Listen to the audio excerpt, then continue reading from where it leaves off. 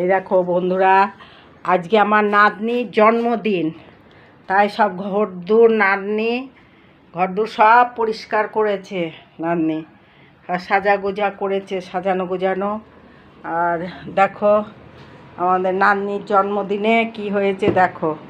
আগেই দেখায় যেটা দিয়ে পায়েস যেটা লক্ষণ আগে। এই যে চাটনি,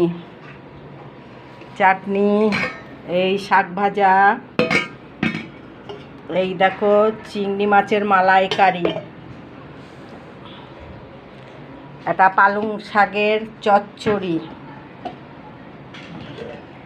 ডাল, মুগের ডাল, আর হচ্ছে এখানে হচ্ছে এই দেখো মুরগির মাংস হচ্ছে। আর এই দেখো